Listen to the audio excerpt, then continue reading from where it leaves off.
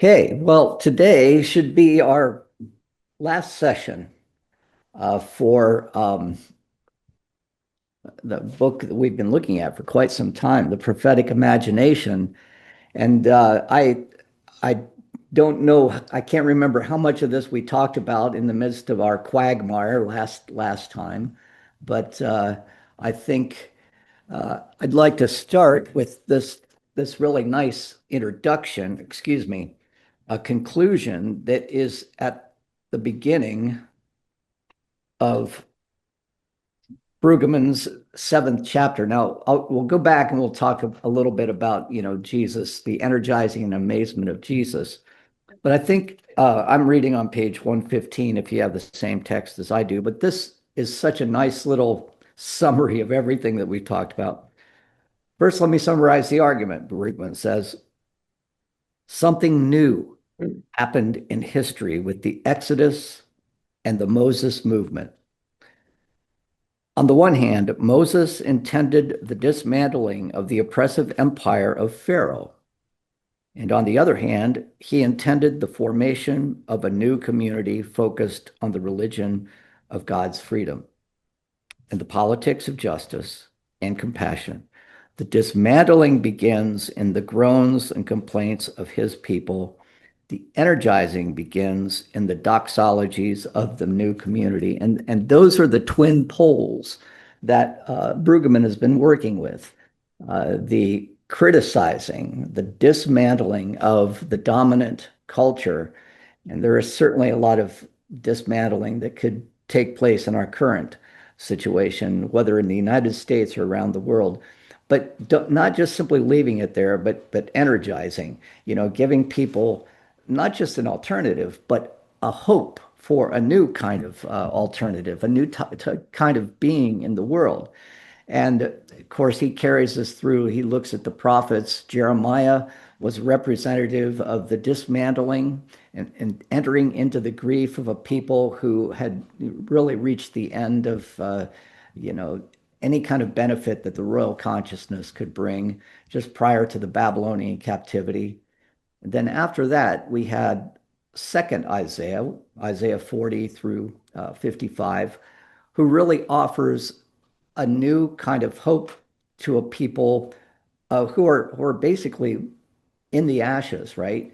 Isaiah gives them an energizing vision that helps them to rise up out of the ashes. By the way, interestingly, in the class, the Sunday school class I did this last week, one of the images that we find in the Christian catacombs in Rome is that of the phoenix rising up out of the ashes. Now, so interesting, so many of these images have just kind of faded into history, but they were obviously important to the people in the second and third centuries prior to the coming of Constantine. Um, and you might remember that the persecutions they were experiencing were intermittent. They weren't 300 years of persecution. Uh, so the catacombs offered a different place for them to, well, we saw this in Paula Fredrickson, right? To be among the saints. And it was there they were able to have, let's say, an energizing type of hope instilled. Seems kind of ironic. Um, anyway, I've been thinking a lot about these catacombs. They've just hit me in a very different way this time. Um, so I've kind of lost my train of thought. Sorry, sorry about that. Anyway, so we were talking about Jeremiah and then second Isaiah, the criticizing, the energizing, the entering into grief, and then providing the impetus for amazement. And interestingly, Brueggemann uses the term authority for Jesus in a way that he does not talk about authority with Moses or Jeremiah or second Isaiah. And I want to think a little bit about that as well. But Jesus' teaching was the means by which he was going to introduce this new open and inviting image that was very similar to what second Isaiah was able to do, shattering the illusions of the dominant culture, which would have been the Roman culture. And let's not forget just how, Jesus was in Jerusalem, he was in Judea. The dominance of uh, the priestly culture that, pretty much had control of, the spiritual lives of Jews who were not, Hellenistic Jews, but Jews who still wanted to center their life around Jerusalem. Um, so any comments you'd like to make before we move on?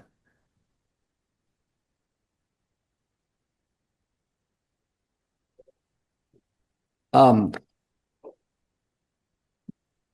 the heart of Jesus' teaching, of course, is found in Matthew and in Luke, not in Mark and not in John, at least not in the form that we see them. So this would have been, the Q material that we know about, the material that was um, hypothesized as this list of sayings that the author of Matthew and the author of Luke had at their disposal.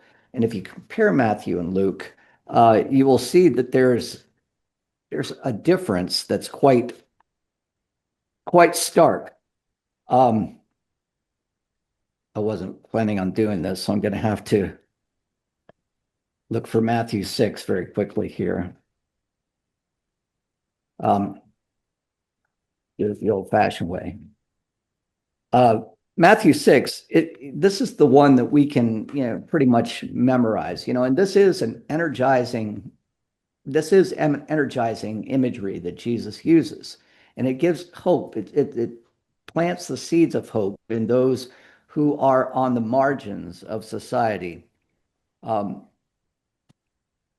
darn it, I didn't find it. Anyway, here they are. Sorry. When Jesus saw the crowd, he went up the mountain, and after he sat down, his disciples came to him. Then he began to speak and taught them, saying, "Blessed are the poor in spirit, for theirs is the kingdom of heaven. Blessed are those who mourn, for they will be comforted." Uh, the importance of entering into the mourning, as Jeremiah did, and as we presume Moses did as well. Blessed are the meek, for they will inherit the earth. Blessed are those who hunger and thirst for righteousness, for they will be filled. Blessed are the merciful, for they will receive mercy.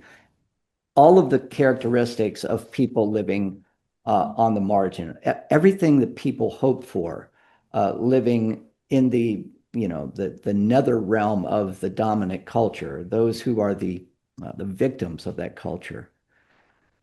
But if you read Luke, and granted, Brueggemann bases a lot of his imagery about Jesus on both Luke and John, and those that are very Gentile oriented. And, we could reflect on that for a little while if we needed to. But when we go to Luke, you can really see the two poles that we've been talking about, the criticizing and the energizing.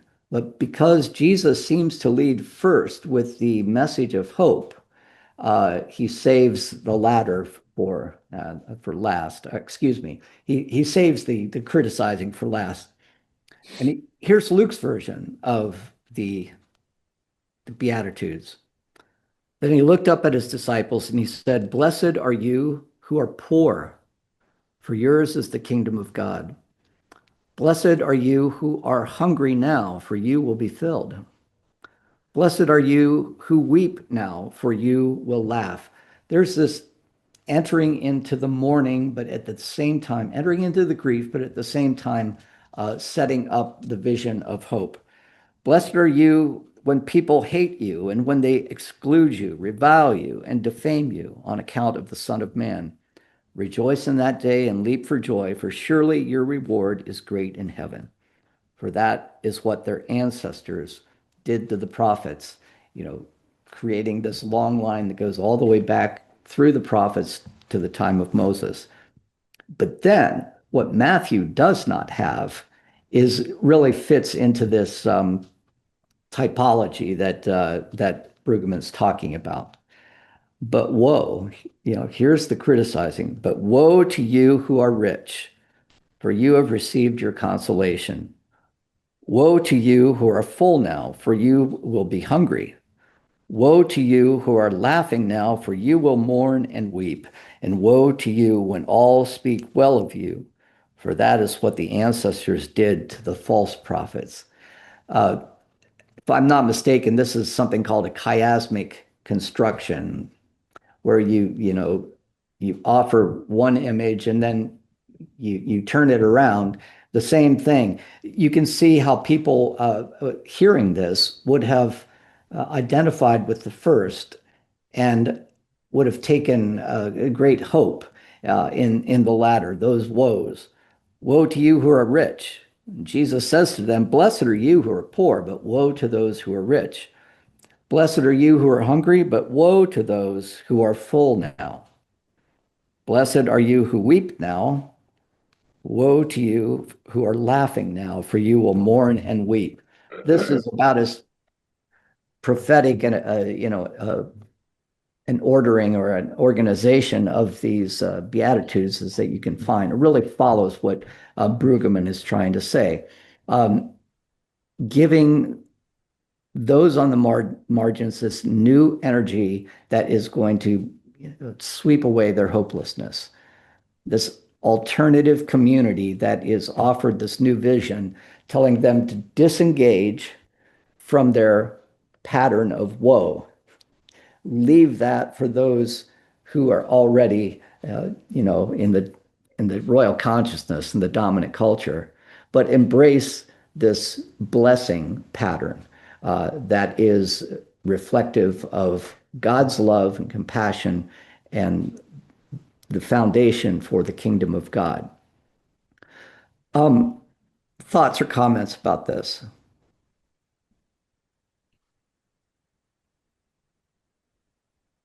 Well, feel free to just jump right in if you got something to say. I always appreciate hearing what folks are thinking about with respect to this.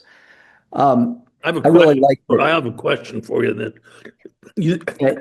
you think that the Beatitudes in Luke does the best job between Luke and Matthew of summarizing Brueggemann's point about the energized prophecy, I really do. the Yeah. doxology part of it. Yeah. The doxology is, well, yeah, I guess so. I mean, we don't really see this idea of sin.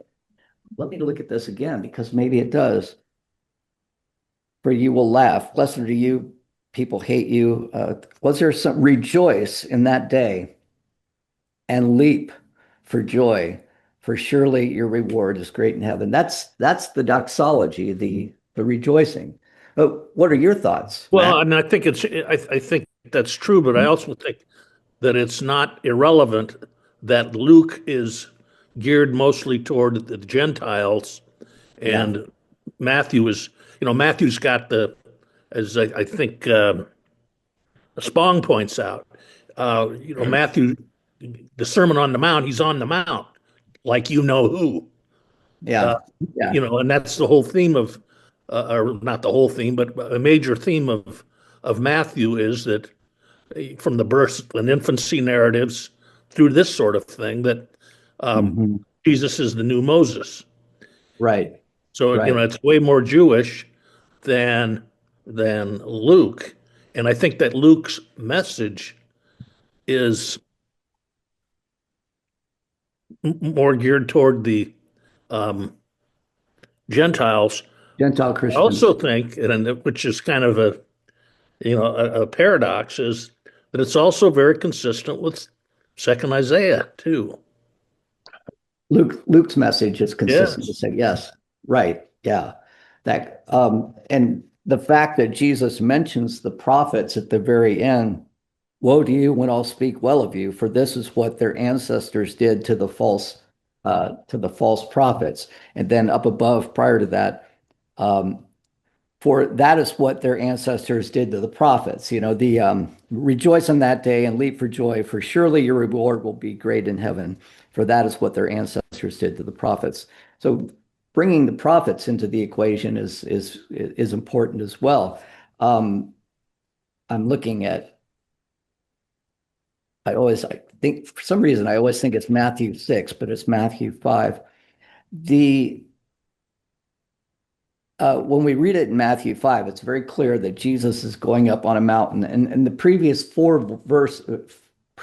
chapters, as you say, Mac, have tried to place Jesus in this Mosaic line of succession, right? It doesn't just go back to David, it goes all the way back to Moses, one who is going to lead the people out of bondage. And he goes up on a mountain. But in Luke, this was always known as the Sermon on the Plain, right?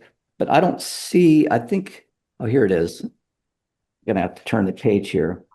He came down with them and stood on a level place, and with a great crowd of his disciples and a great multitude of people from all Judea, Jerusalem, and the coast of Tyre and Sidon. Very important, right there, right? Present day Lebanon. That has just been almost bombed off of the planet, unfortunately. But if you're hearing this or hearing this read, people are saying, oh, it's both Jews and Gentiles that are there, right? And they're talking on this level place. Jesus is at this level place. They had come to hear him and to be healed of their diseases, and those who were troubled with unclean spirits were cured. And all in the crowd were trying to touch him, for power came out from him and healed all of them. But in keeping with Luke, this is the theme of Jesus, the Messiah for both Jews and Gentiles, which is also part of the second Isaiah imagery as well. That those will flock to Jerusalem in the days of old.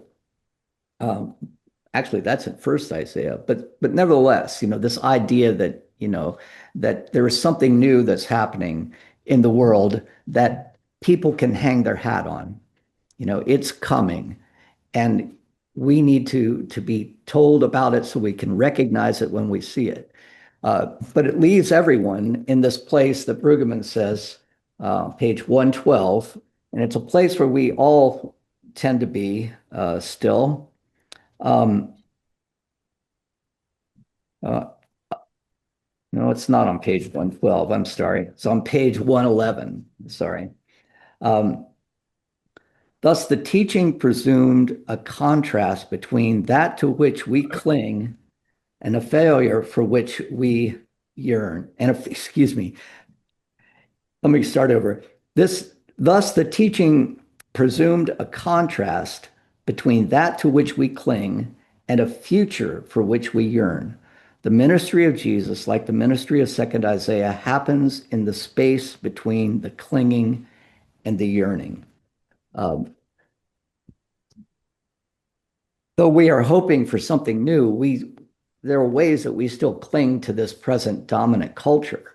You just don't quite want to let go. You don't want to take what Kierkegaard calls that leap of faith, out of utter despair. I mean, it even those on the margins still cling, to that which they know best.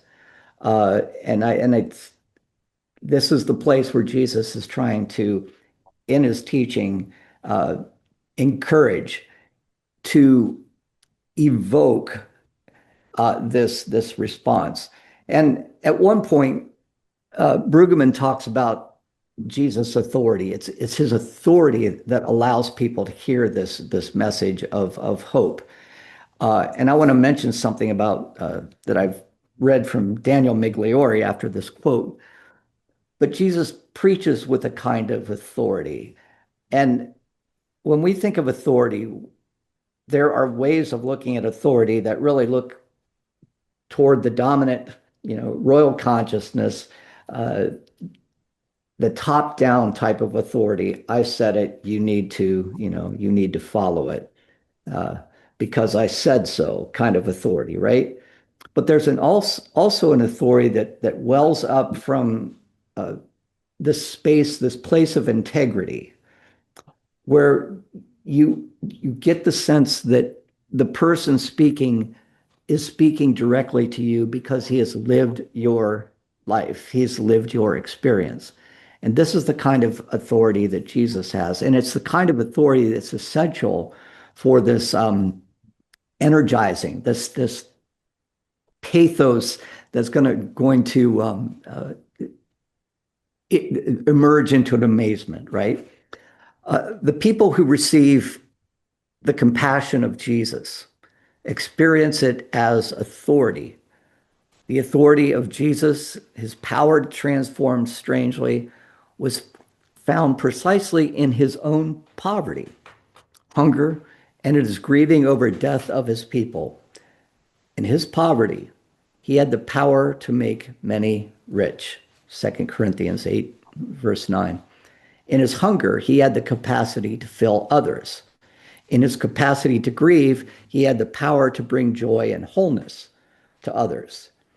In his person, which was non-person in the eyes of the pseudo-kings, he had the authority to give futures to his constituency. And Brueggemann doesn't mention this, but what I hear in this is something that I remember first hearing from a guy at Princeton named Daniel Migliori.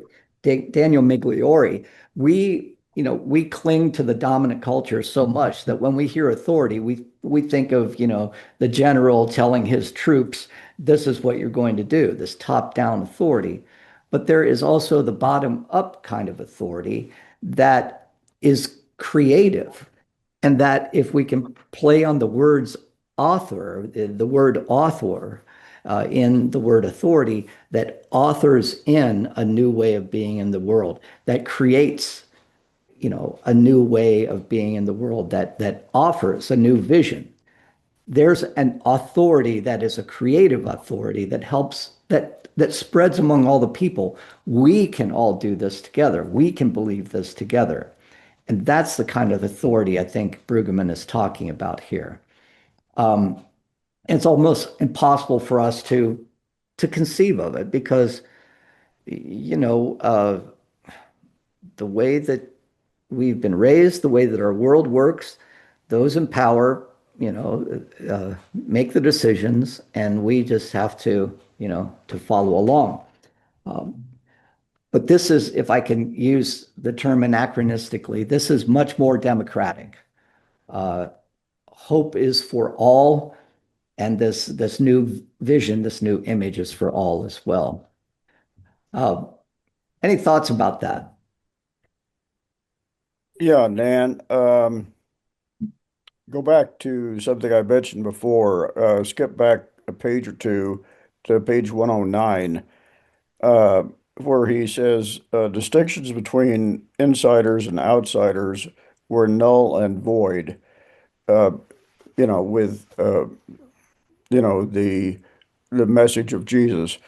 Right. I think, and my suggestion is if and when the ethos of the group fades, for example, the Jews as a community, individual incentive driven by survival, it seems to me, emerges for most people.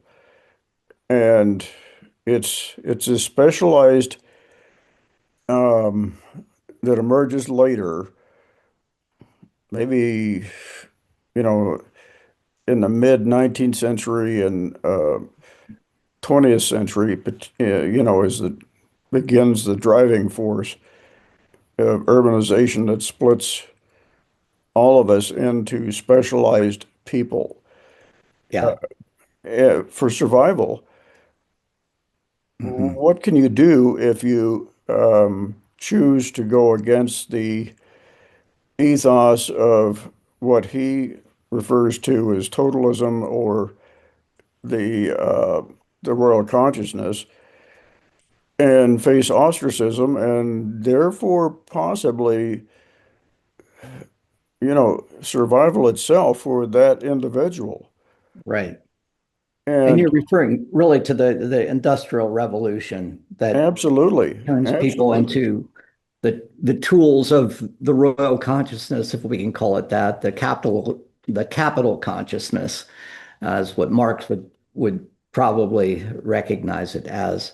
Right. Yeah, and Denny, there are those who've been doing it though since since the 18th century as it started to emerge. You think of the various utopian communities that unfortunately have not lasted. I think the last of the Shakers is about to die, and if that's not already happened, right?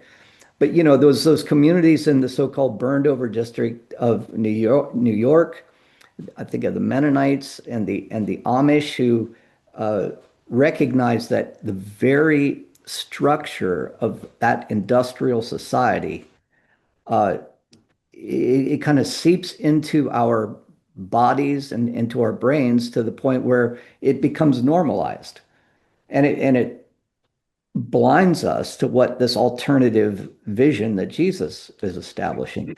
Now, I think Presbyterianism tries as best it can, you know, to rationalize. But this was a part of the early 20th century with people like H. Richard Niebuhr, who wrote a book called Christ and Culture.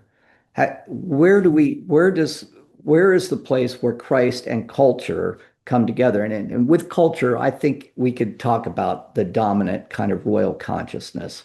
Um, he was a little bit more hopeful of that culture when he was writing in the first half of the 20th century. But is it Christ over culture? Is it Christ in culture? Is it Christ, I can't remember the typology. He had five of them. Uh, boy, I really need to review this because it's a difficult book to read, but it's asking this very question, Denny. Um, as I will always do, what is your view? What is your response on this? How do you answer your own question? Well, I answered that I don't see any. I don't. Once we leave self-sufficiency, farming, uh, handicraft or handcrafted uh, artifacts, tools. Once we leave that structure of society and become more and more specialized in virtually every walk of life, it Right, becomes, you know, that view in so many ways, consumes us almost every day in terms right. of our focus. And the the general feeling of what is acceptable, one goes against that in this individualized society. And I don't mean just right now, at your peril. Now, these groups that you mentioned are laudatory, the Amish, but they were able to carve out, and the royal consciousness, did not come down and, with police authority or whatever and, drive them off their land.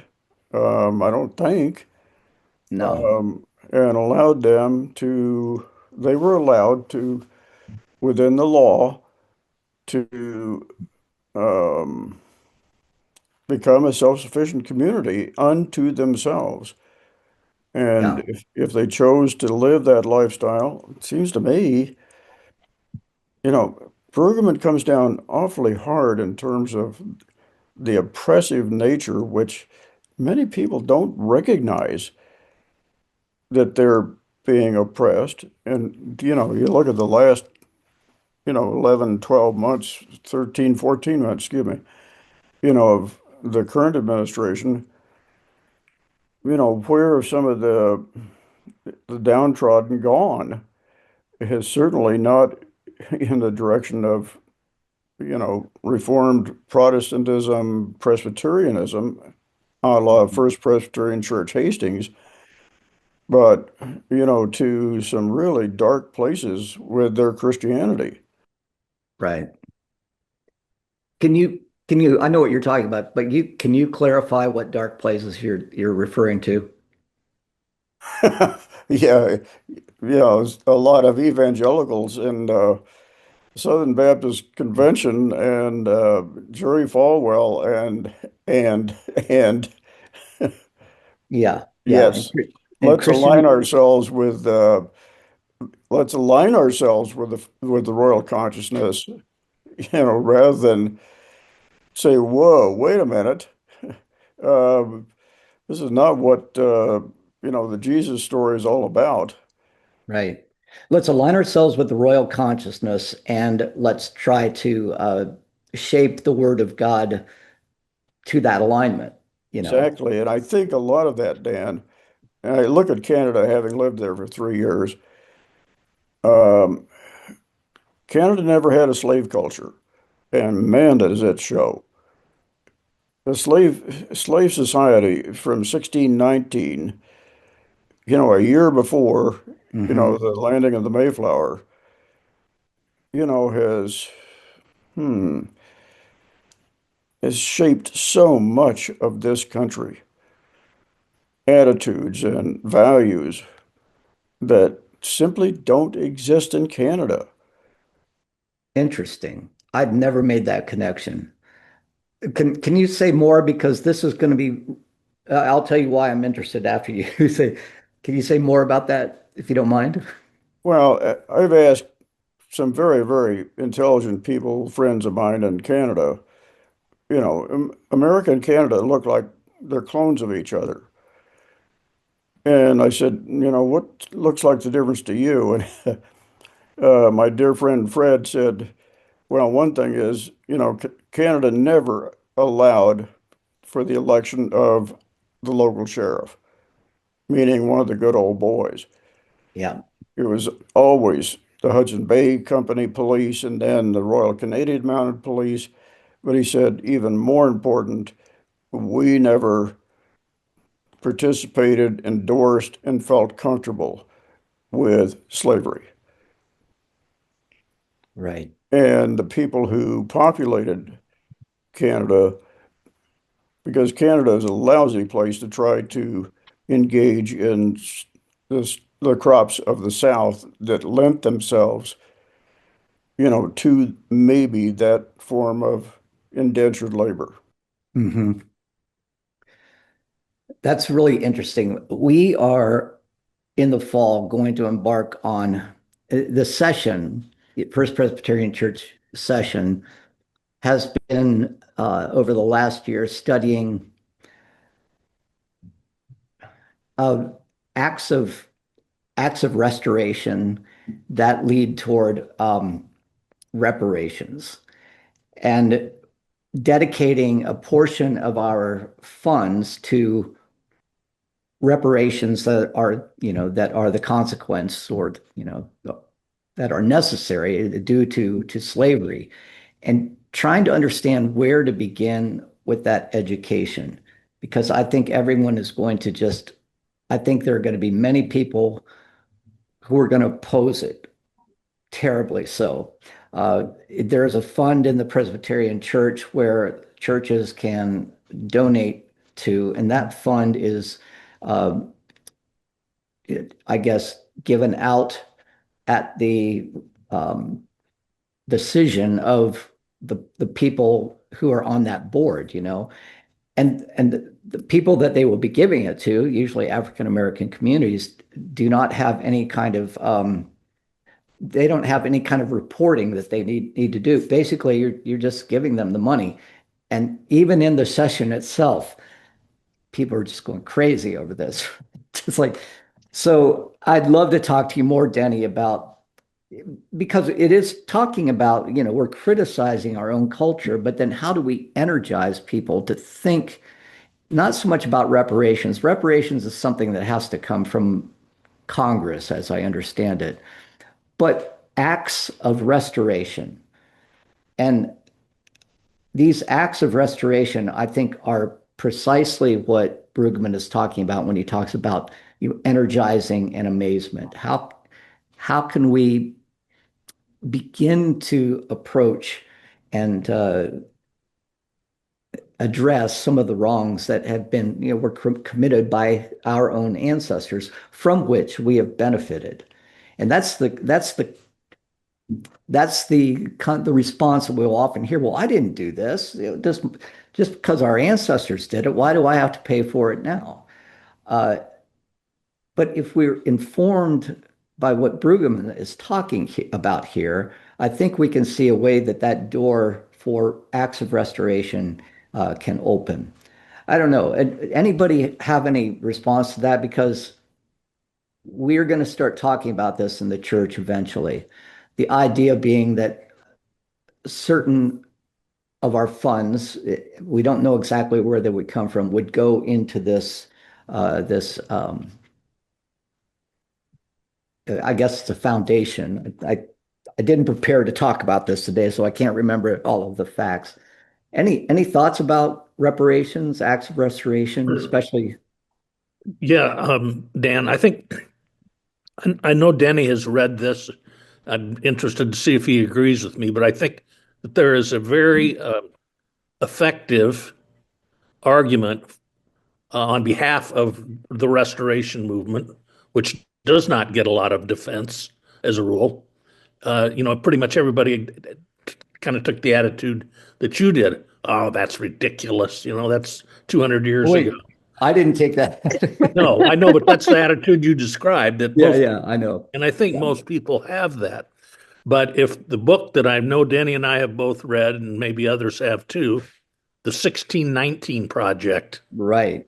I can't Yeah. recall who wrote the article, if it was Ta-Nehisi or who might have, but I thought it made a fairly effective argument to consider the justice, the restorative justice piece Hmm. that we've talked about of Yeah.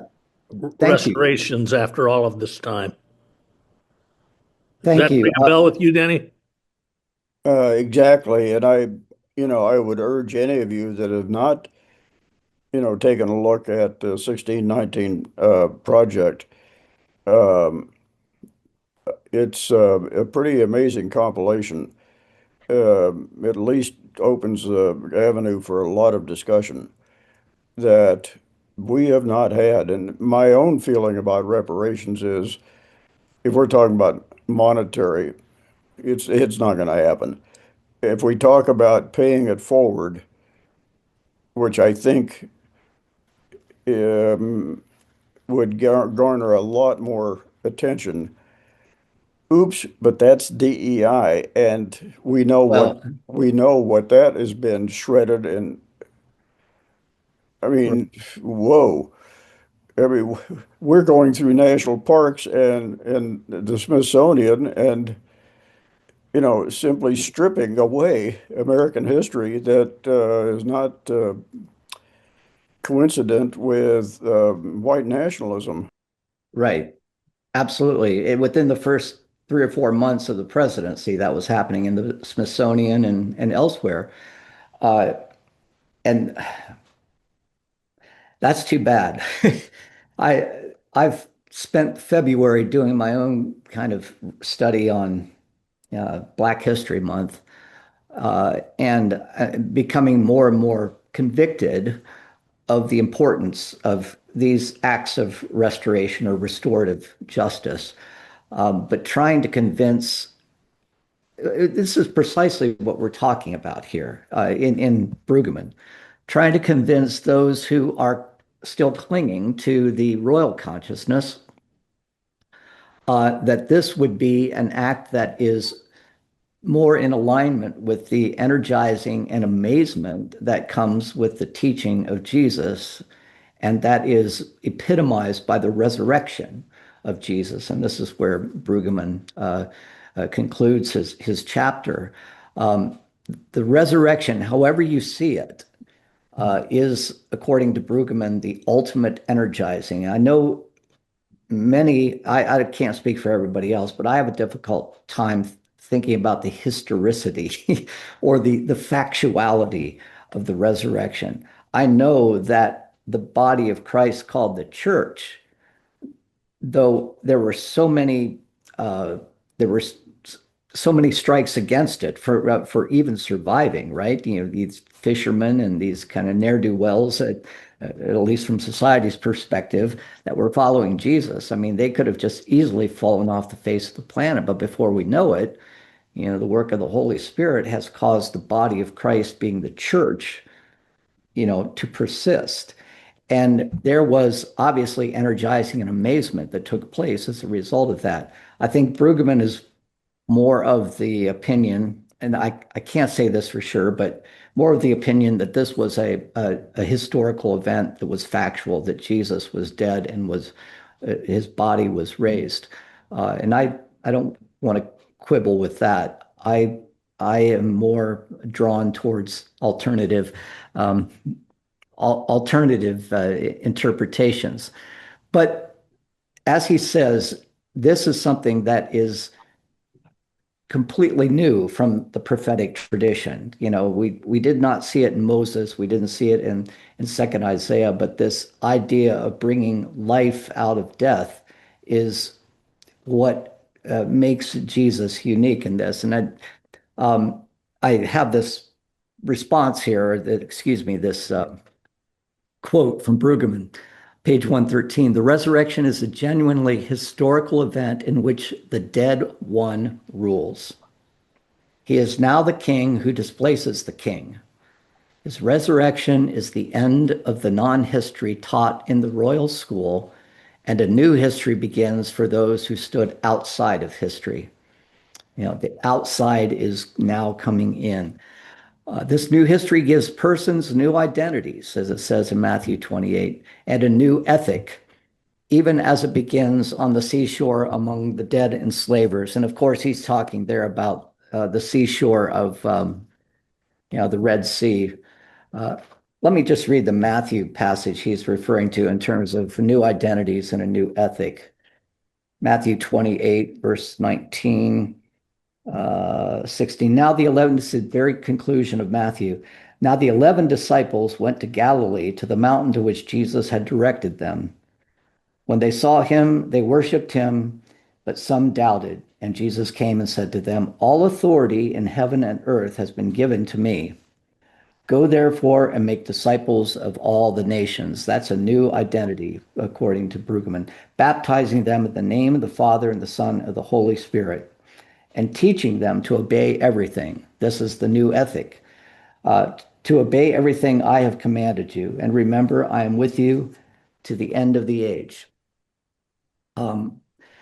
So this is the movement that has persisted right up to the very present. And speaking of the word persistence here, you know, I was looking into Elaine Pagel's work on Jesus, this wonder and mystery. And apart from being, you know, an overview of a lot of the Jesus seminar stuff that we've been really reading a lot of and knowing about, the thing that separates her book, according to the reviews, is that she's amazed by the persistence of this idea through time. How is it that this idea has persisted? Because it's not exactly believable on you know, in a factual basis, but there's enough in the teaching of Jesus that allows for human hope to be nurtured and to, you know, to flourish. So that's she's going to, of course, ask this question in the midst of chapters where she's going to talk about, you know, Jesus' virgin birth and Jesus' teaching and all of the things that we've talked about in our, you know, our texts by Cross and others. So, but this brings us then, our last 15 minutes, to the summary that I read for you and the note that he has on the practice of ministry. He acknowledges that our churches, for the most part, are bourgeois, you know, bougie, I think is the word that the young kids are using these days, you know. How do you instill alternative perceptions? We were just talking about this with the reparations. Our task is to evoke an alternative community, right? And every aspect of our ministry. And that involves this public sharing of pain, penetrating the numbness, as Jesus does so well, as Jeremiah did so well. Um, and this, of course, he wants to say is a gift of the Holy Spirit. It's not something that, that we can systematically write a directions to, right? And so his postscript, I think, is really helpful here. In the end, of course, prophetic imagination is not simply a good idea. Let's bring it out of the realm of the abstract. It's a concrete practice that is undertaken by real believers who share the conviction of grief and hope that escapes the restraints of the dominant culture, that share the conviction of grief and hope, criticizing and energizing, that has escaped the dominant culture. I think of the fact, I'll stop right here. I've been overwhelmed with grief over the fact that our missiles killed over 100 elementary school children in Iran. That this royal consciousness, this power that's so important to the adolescent brains like Pete Hegseth and Donald Trump, and I'm going out on a limb by saying this, seem to be more important than the lives of such children, right? And that the fact that I can grieve about it and the fact that they cannot grieve about it already suggests something about how the Christian teaching has entered into my life. And that has come through the church, bougie churches nonetheless, but that has come through the church. How do we continue to instill that in the people in the pews? Brigham has said, "It is my hope that my exposition of the prophetic imagination is intimately connected to concrete practice, and that it may, on occasion, evoke, generate, and authorize such concrete practice." And I love that. I love this term authorize in this new nuance that I've suggested, that it can introduce in and to create something new, to authorize this concrete practice. And he gives examples of this in his, at the end of his book. The one that I felt was really interesting, and maybe you all can add your thoughts on this. But in a postscript on practice, he talks about several churches and organizations that are doing new things to help authorize concrete practice. And the one that really intrigued me more than anything was this Watts Street Baptist Church in Durham, North Carolina, where T. Melvin Williams Jr. is the pastor. It characteristically begins its worship service not with conventional praise, but with lament, with the lament psalms, with the public processing of pain, the public processing of pain. That congregation, moreover, is part of the Durham Church Coalition that regularly holds prayer vigils at the site of each violent death in Durham. The ritual marks the accession and the loss liturgically and thereby creates a place for protest and grief and response to the violence that destroys life. This is utterly new to me, especially when we consider the way that our liturgical worship is organized. We come into the presence of God with joy and rejoicing, as in entering the temple. And there are plenty of psalms that talk about this. But they're not doing this. They are reciting the laments, the lamenting psalms, of which there are quite a few. Why have you forsaken me? This ability to recognize that grief is part of the process of worship, and not even the part of it. It is the door that opens up worship. This is what Brueggemann has been trying to say, and it's so hard for us to process that. But it's really given me pause to think about how that might affect the way that we worship, and would it be accepted? I mean, if we could, you just don't want to throw it at people, kind of without any kind of explanation. But it would really require, at least in our church at First Presbyterian, some education into why we're doing that. I don't know that it would ever catch on, frankly, and that's too bad. But in Durham, North Carolina, they are doing something that is both criticizing and energizing at the same time. Any comments? I don't want to be the last one speaking. What are your thoughts on this?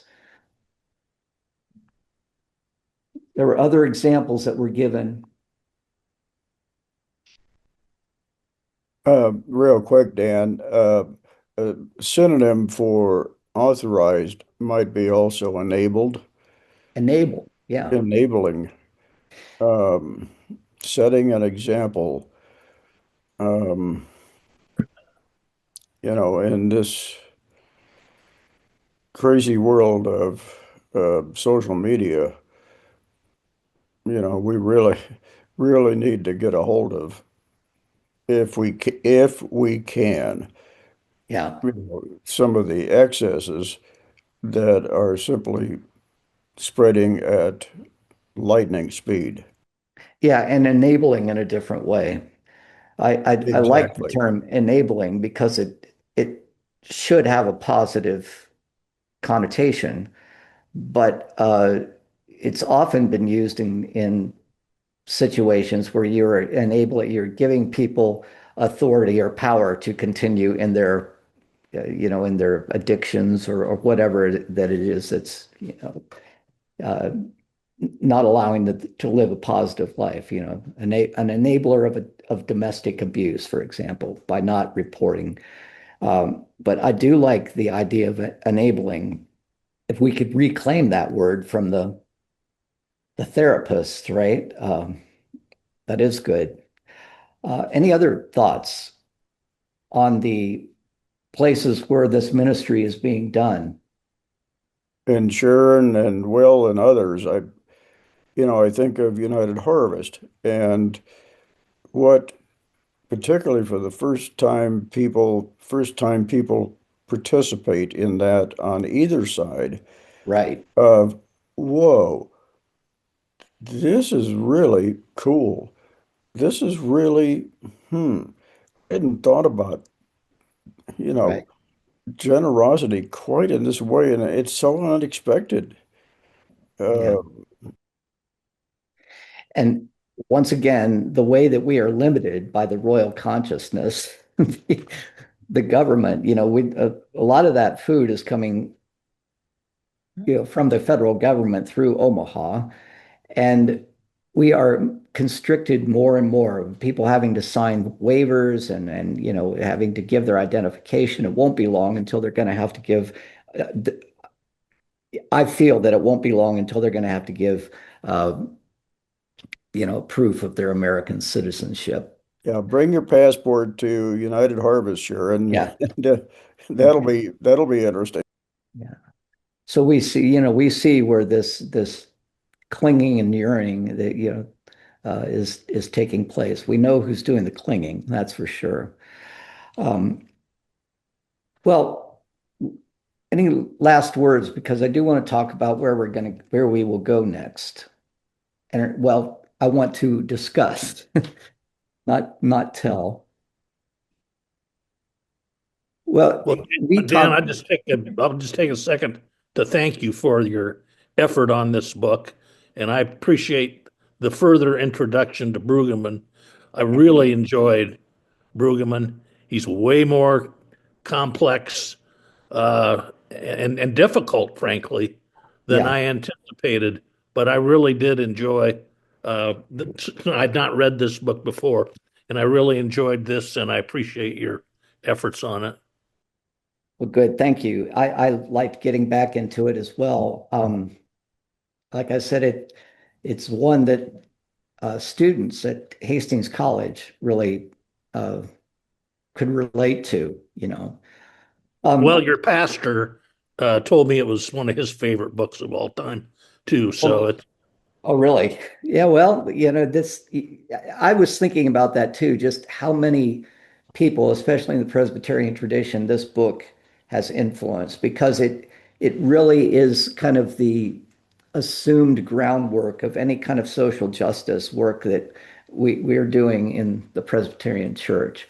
Not it alone, of course, but it has informed the idea of restorative justice, you know.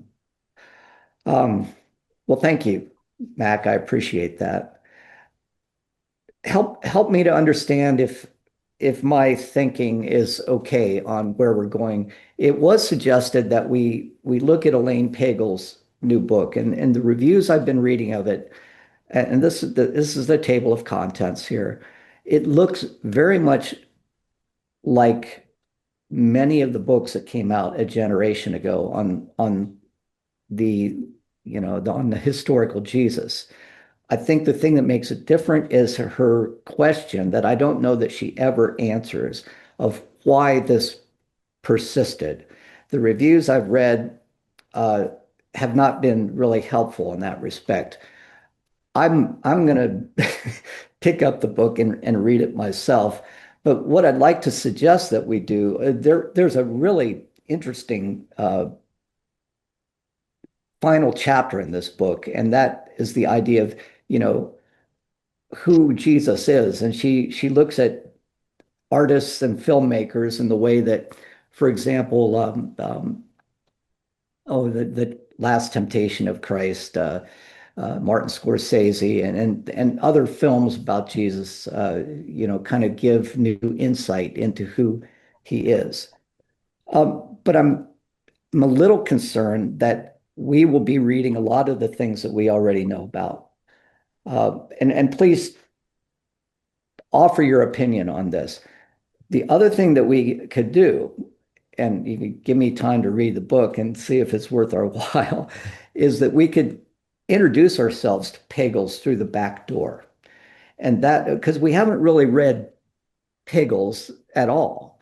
And she's very erudite. I mean, she's a very well researched. She's won a MacArthur Fellow. She's won the Humanities Medal. She's really good at representing the Jesus Seminar and the work of that seminar. we But did a she's book on Revelation. yeah, yeah, which is named Revelations. Interesting, which whenever she's doing Jesus seminar or early church work, she's always looking at the other texts. So in the book on Revelation, called Revelations, she's looking at other apocalyptic literature that was written at the time. I'll tell you, guys, I mean, I'm willing to read like 4 or 5 books on Pagels because I just realized that I've read all of them that she's done. And I'm, you know, uh, but the one that I think that was mentioned was this one on the Gnostic Gospels, and it might give us a little. It will it it will take place in roughly the same time period we've been looking at with Paula Fredrickson's book.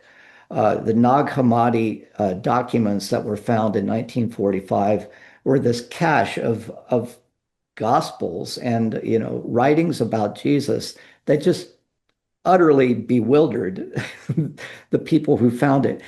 And this these documents were almost burned for firewood, if you can believe that. But somebody was knew enough to know that maybe we ought to be looking at these things, and they were sold to an antiquities dealer, and for that reason we have them available. Um, but many of them have been called Gnostic Gospels for reasons I think this idea that real salvation comes through knowledge of God, which is a secret kind of knowledge that can be attained, through various rituals or various teachings. Um, I want to suggest that we we read the Gnostic Gospels, and the one that Pagels knows the most about is the Gospel of Thomas, which is very similar to the Gospel of Mark. It's roughly 75% of the Gospel of Mark is found in the Gospel of Thomas. So this is a direction of our, Jesus, historical Jesus research that we could take, and then eventually maybe come back to see what Pagels is all about when she's writing Wonder and Miracles and Wonder. I know you all are so agreeable, but I would really like to hear somebody's thinking on this. Uh, my copy of Gnostic Gospels was a gift from John Harrington, and that that kind of made it special for me. Really? Yeah. Yes, and she really opens up a big can of worms that I'm not sure I would ever want to talk to people outside this group with, except very carefully. Yeah. Yeah. And Mac, I know you said that you own the book, but you haven't read it yet. Is that correct? Oh, you're still muted, Mac.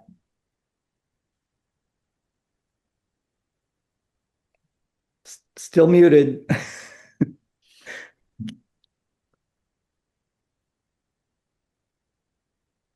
Can't hear you. There you go. The book has arrived, but I have not read it. Okay. Okay. Um, do do I have any objections to this course of action? I like it. All right. Well, thank you. The book is also readily available at used copies. Uh, I I don't suggest you buy it from Amazon. I would rather boycott Amazon as much as possible, but their price was under $10. Uh, and I think it will give us, the same time period that Paula Fredrickson is talking about is, from the first to about the fourth century is going to be this time period as well. So it's going to be early church development. And these are going to be the people on the margins, the people who are reading these gospels. And they can be complex, but they don't have to be. But some of the stories that are told, I think, will surprise you, as Denny has already said. So, um, so when we get together next week, is that going to be too early? I can give you a little introduction, but we can just begin our study from there. Sound good? Sounds good to me. Indeed. Okay. That being the case, I'm going to stop sharing and I'm going to bid you all adieu. And I wish we could hear from Constance on that trip, but I'm sure we will soon enough. So thank you, everyone. See you later.